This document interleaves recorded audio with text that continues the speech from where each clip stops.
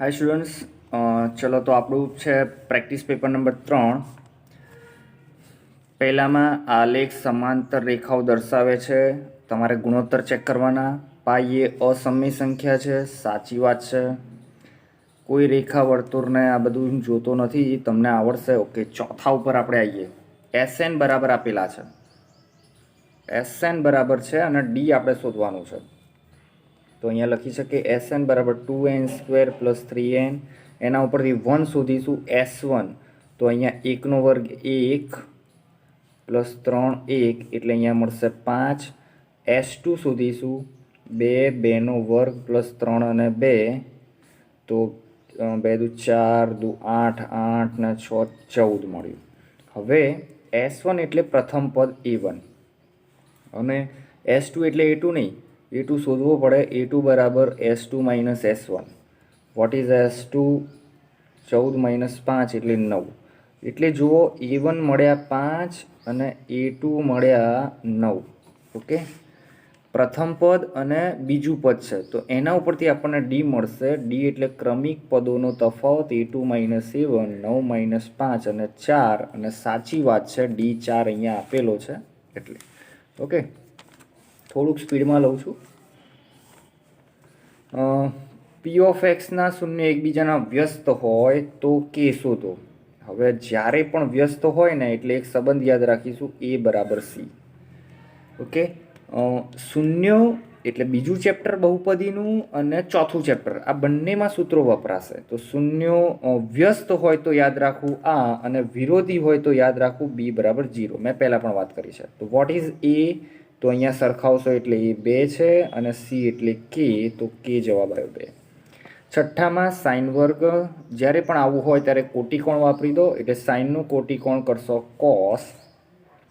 Cos વર્ગ 90 - 25 એટલે 65 મળશે, બરાબર। અને પછી છે સાઇન વર્ગ 65, અહીંયા થશે કોસ, લખવામાં બહુ ટાઈમ જાય છે, કોસ વર્ગ 65 અને સાઇન વર્ગ એટલે નિત્યસમ આવી જશે, જવાબ આવશે 1। સંભાવનામાં તો કંઈ જતા નથી।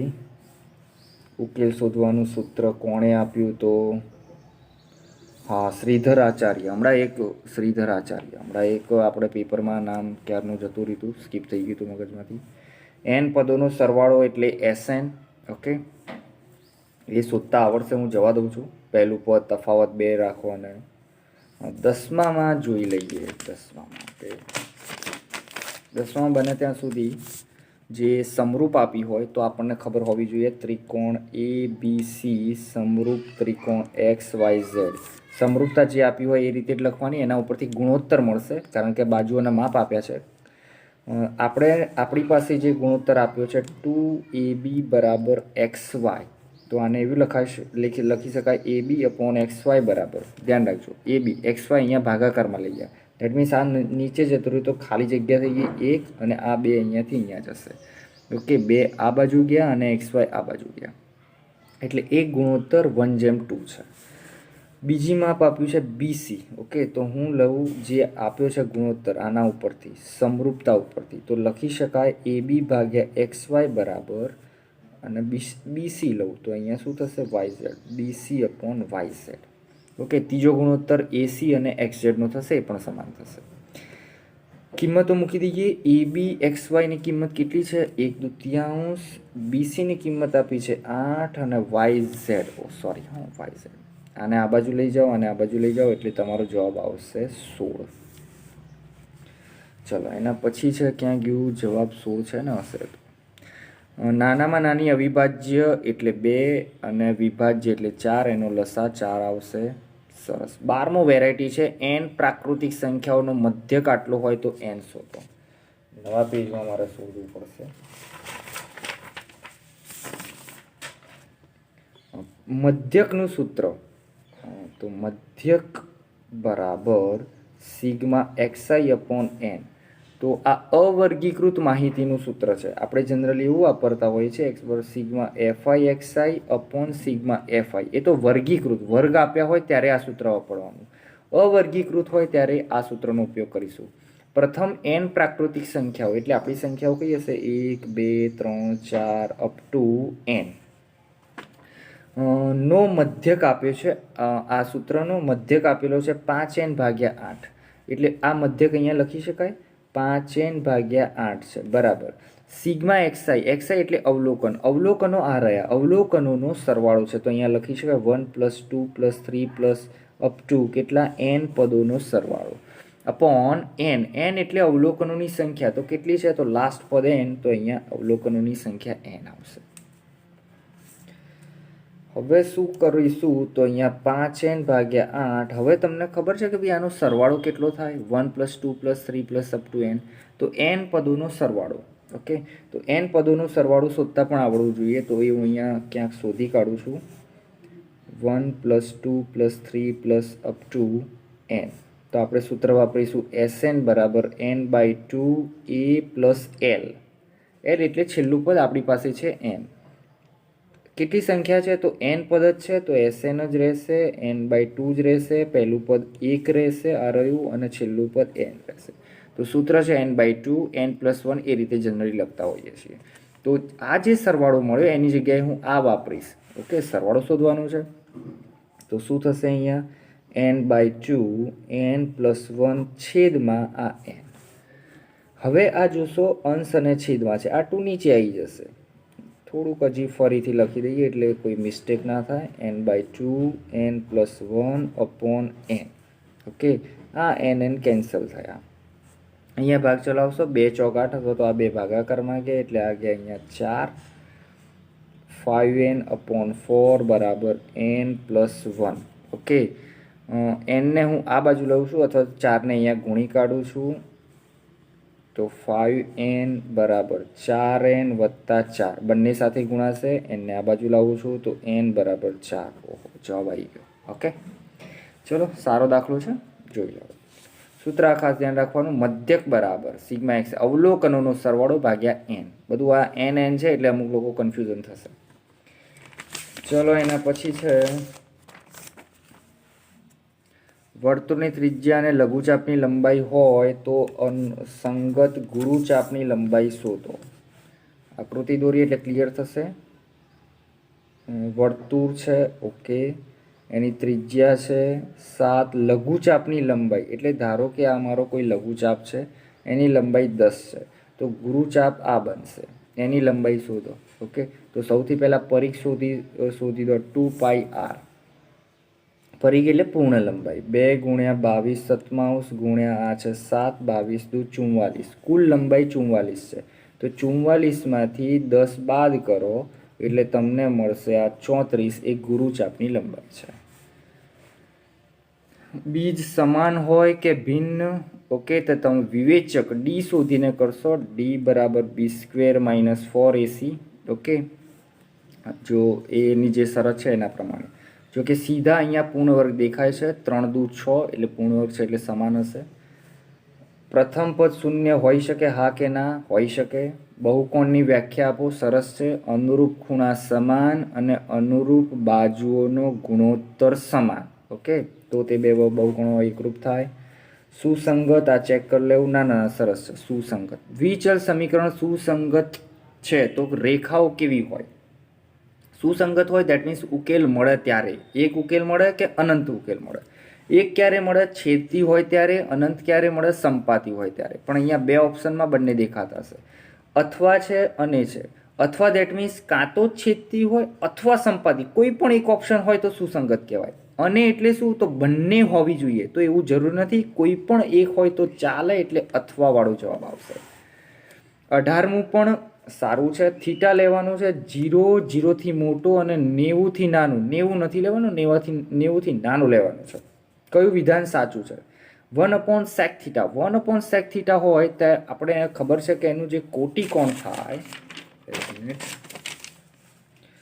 તો 1/sec θ તો એને લખી શકાય cos θ is greater than 1 okay cos θ ની કિંમત 1 કરતાં મોટી હોઈ શકે જો તમે આ થીટાની વેલ્યુ આલો તો જોઈએ આપણે કોષ્ટકમાં ઓકે cos θ ની કિંમત બરાબર 1 કરતાં મોટી હોઈ શકે તો તમે કોસ થીટામાં જેમ આમથી આમ જશો તો 1 થી 0 થાય છે, બરાબર. તો એ તો અહીંયા તો નથી થતી ભાઈ કોસ થીટા, બરાબર. એક હોઈ શકે તો નથી થતી, દેટ મીન્સ આ વિધાન ખોટું છે.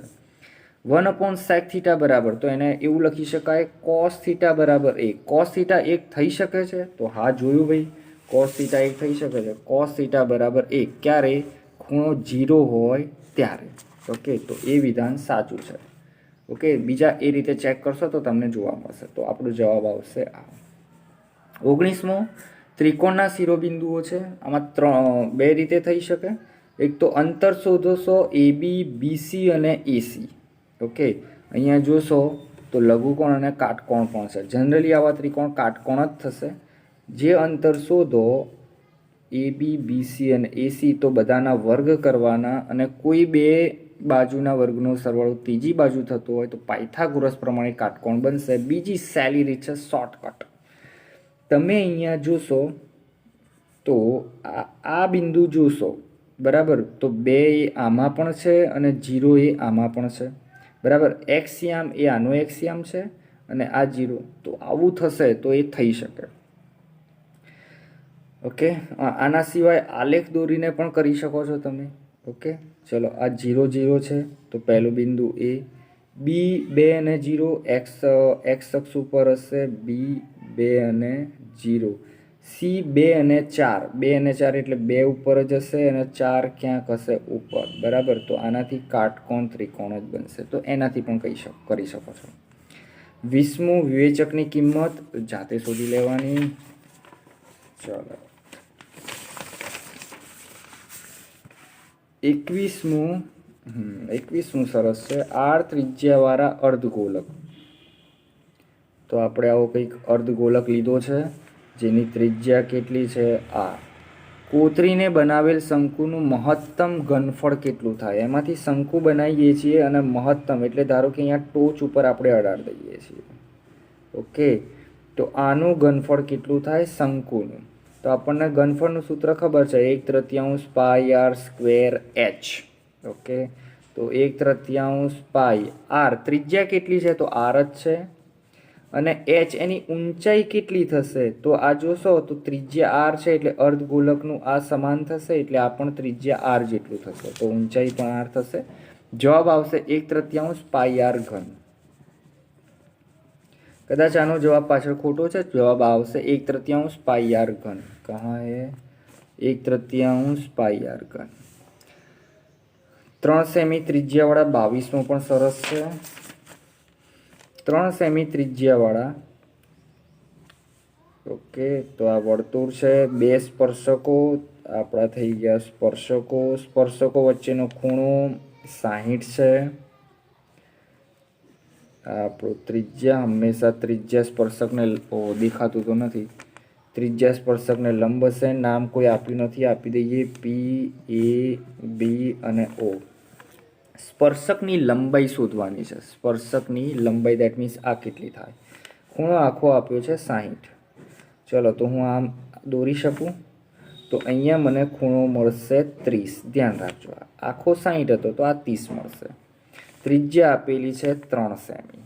ઓકે, તો આ શોધવાનું છે. ખૂણો અને સામેની બાજુ કોઈ આપી હોય તો આપણને આ ત્રિકોણમિતીય ગુણોત્તર ઉપરથી મળશે, સાઇન કોસ ટેન ઉપરથી. તો ખૂણો આ છે, એની સામેની બાજુ છે અને શોધવાની છે પાસેની બાજુ. કર્ણ આ થશે.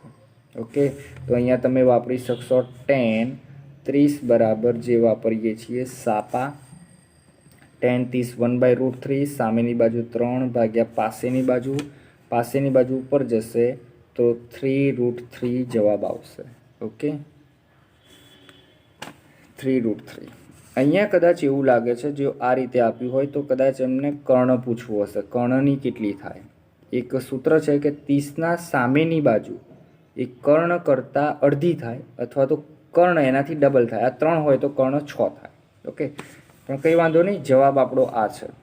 કદાચ પાછળામાં મિસમેચ હશે. જવાબ 3√3 છે એટલે સ્પર્શકની લંબાઈ 3√3 મળશે. ચલો, ઘનફળ આ બધું બરાબર છે. ઓકે, तो ख़त्म हो गया अपना पेपर. Thank you.